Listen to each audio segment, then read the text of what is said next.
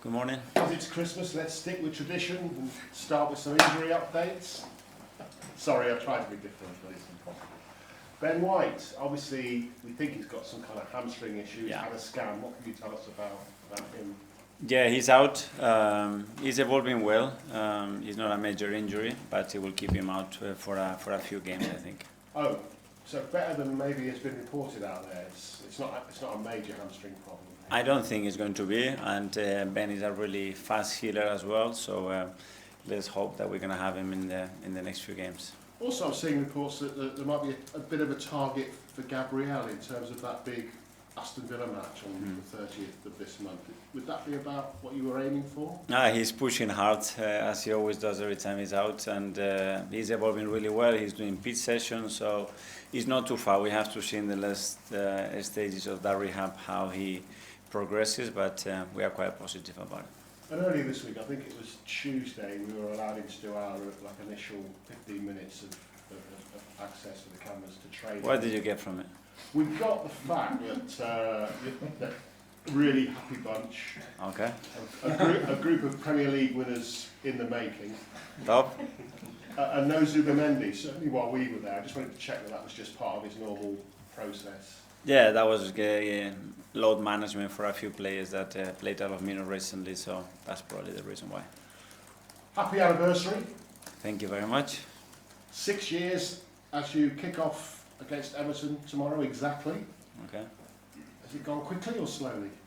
It's going fast. A lot happened, but it's been an incredible journey, and enjoyed every minute of it. And obviously your first game, you weren't in charge, but you were in the stand. The first game after you were appointed was at Everton. I think Carlo Ancelotti was in the stand as well. And back to Everton tomorrow, but a different stadium. How will that feel? Because obviously your connections with Goodison. Well, strange, but very exciting as well. I think obviously one of the most iconic stadiums in the Premier League is not any longer part of our schedule, but I'm going to have the opportunity to witness. We're all going to have the opportunity to witness an incredible stadium that they built, and Saturday night, you know what you expect. All those games that you played at Goodison, but as a manager, it was a little bit of a bogey stadium for you, wasn't it? I think you only won one. For all the away visitors, it's always like this. It's a really tough place to go.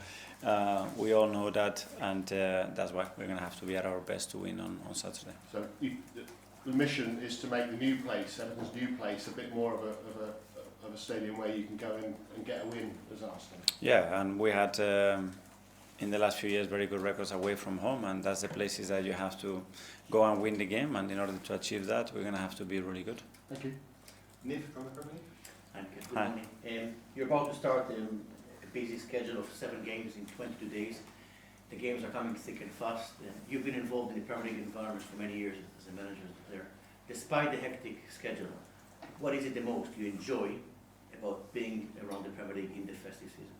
That is different. That it hits you with big demands and a lot of games and a lot of things happening not only in your professional life but in your personal life as well, because there are special days for all of us. But I see it as an opportunity. I think we are blessed to have the opportunity to play when people are on holidays. They can enjoy. A lot of families. I think the atmosphere that is created in the stadium, it's unique, and that's what we have to enjoy.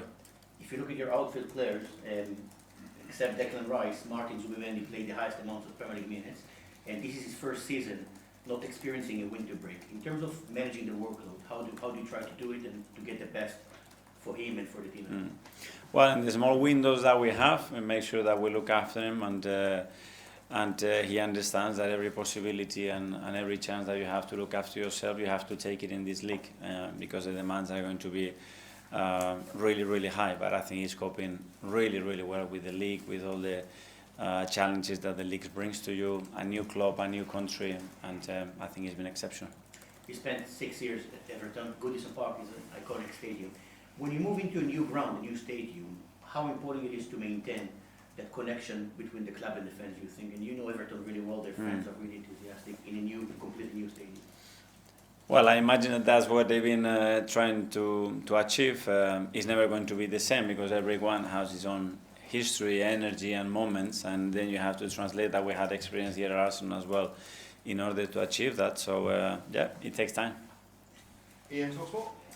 Hi Mikel, how are Hi. you? Good, thank you. 6 years in charge. In terms of your achievements, would you say changing the culture of the football club is right up there? It was one of them. It was the first foundation that we have to sit, and I think that was done pretty rapidly. Maintaining it something that is very, very difficult, and you need a lot of good people and very aligned people to achieve that. I think we have that in a really strong and solid way, but all the things socially, the transformation has been around the club in terms of the size, in terms of revenues, in terms of the squad that we built, the value of it, the sporting success that we had, even though we haven't won any major trophy yet. I think it's very, very consistent, so we're in the right place. You mentioned not having won any major trophies yet. That could come this season. You seem a very modest man. You like to share around all the praise. How much, though, really is this all down to you? But one man cannot really change anything, especially when you talk about the size at the history of this football club. You need a lot of good people, very committed people around you with the same vision, the same work ethic, the same passion. And I'm very lucky because I had throughout that. And then at the end, you need a lot of support, and starting from upstairs with everybody that makes decisions alongside you. But the most important one are the players.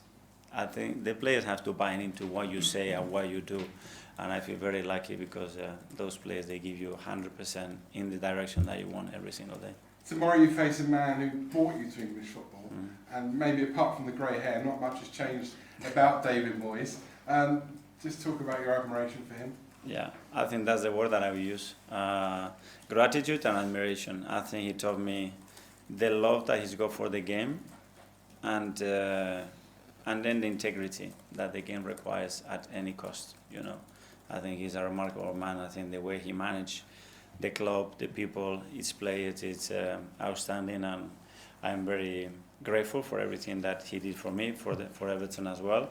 But I think in general for English football as well, because he's been an example of how to behave in good moments and in difficult ones. That is normally when you see how people are, and I think David on that is something extraordinary. Finally, a slightly left field question, not football-wise, but if I could wrap you up a little present for Christmas Day, what would you like to get? Win. All the games that we won. No, that's it. After the rest will come naturally, but my mood, my energy is going to be much better, so that's what I want. We'll go to Matt from the Standard. Hi Mikel. When you took charge 6 years ago, what chances then would you have given yourself of still being here now? How much would I bet, you mean? I don't know. If I say, okay, I never coach at the highest level, I come to a club that is in a difficult stage of its history, and the recent past of the previous managers, I don't know. But you have to take this job day by day. I do the same on day one, that today. Do your best, do what you feel, make sure that the people are on board with you in what you do.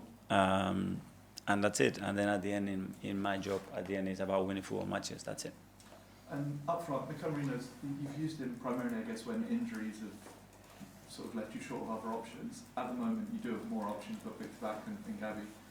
Even with them fit, do you still sort of see Mikel as an option to start up front ahead of them? Yeah, he's certainly an option. I think he's giving us every reason as well to consider him in a really serious way. You look at the goals that he scored and the importance of those goals, I think he needs to be right up. And with, I guess, Victor still adapting, is Mikel almost at the moment maybe a more natural fit for the team and how they've been used to playing? I don't know if this is the word, but he's a player that has done a job with his qualities and in the games that we demanded these qualities. Victor brings many other different ones, and it's great that we can have those, and now Gabi as well, which he came in the last two games and made an impact in the game. Hi Mikel. Last week you said Kai Havertz was doing stuff on the pitch. I was just wondering if that's still the case and how close he is to coming back. He's progressing really well and quite fast in the last few weeks. So we are really positive that if everything continues like that in the next training sessions, he's going to be with us soon. And you mentioned that away form over the last few years has been really strong. But in the last 3 Premier League away games, I think Arsenal have conceded the first goal in each of those. So Sunderland, Chelsea, and Aston Villa. What do you put that down to? Because I think after the Wolves game, you mentioned defensive habits you didn't like to see. And was that something that crept in from those games, or was that more individual? It's about consistency. I think we've lost 1 game in 21, away from home. So that said, in this league, the difficulty of that. But if you want to continue to that, you have to hit almost perfection in a lot of things that you do. We've lost 2 games in the last kick of the game, 2 possibilities to win the games as well. But that's what we have to learn and do it better. Tom, football. Hi Mikel, you mentioned after the Wolves game about things deteriorating when you don't get to train as often as you would like. You've obviously now had this first midweek off, and I'm curious, what have you been able to establish? What's been recovered in this week that had deteriorated in those weeks? Well, one sometimes is the level of energy and consistent energy that you need throughout a game to sustain when you have played with so many minutes in their legs. And other things are small things, like we talked about, those defensive habits or connections that you don't build because you don't have to do that. And this week we have time to work on them, and hopefully we're going to see an improvement on Saturday. And you're playing in a brand new stadium as well this weekend. We've seen a lot of new stadiums built. West Ham, of course, moving to the London Stadium, Everton moving, Arsenal back in 2006 as well. And those types of atmospheres and the old grounds that were so intimidating, do you ever feel like they get lost when a team moves to perhaps a bigger, more broader arena-style stadium?